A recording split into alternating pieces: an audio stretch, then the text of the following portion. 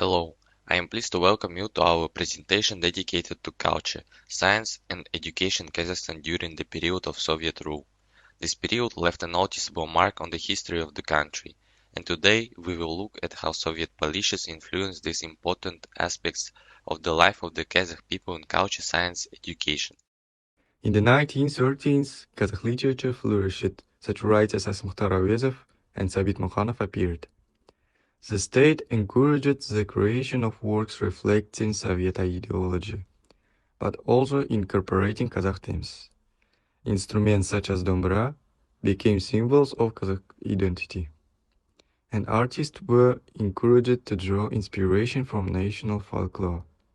During the Soviet period, theaters and film studios were founded that produced work reflecting Soviet themes, but also included Kazakh stories and performers. Literature and art were heavily censored. Works that did not conform to Soviet ideology or criticized the authorities could be banned, and their authors were subjected to repression.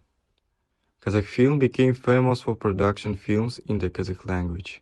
The Soviet regime promoted atheism, which led to a decrease in religious practices among Kazakhs.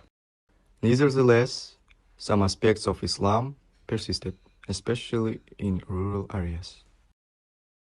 The Soviet government invested in various scientific fields in Kazakhstan, especially in agriculture, mining, and natural sciences. Research institutes have been established focusing on the unique geography and resources of the region. Scientists have worked to improve agricultural practices to increase productivity, which often led to the introduction of new crops and agricultural technologies suitable for the steppe environment. Kazakhstan has become an important center for mining and metallurgy. Scientific research has focused on the use of its rich mineral resources including uranium, coal, and oil. Kazakhstan played a key role in the Soviet space program, especially with the Baikonur Cosmodrome where many historic launches took place, including Yuri Gagarin's first human spaceflight.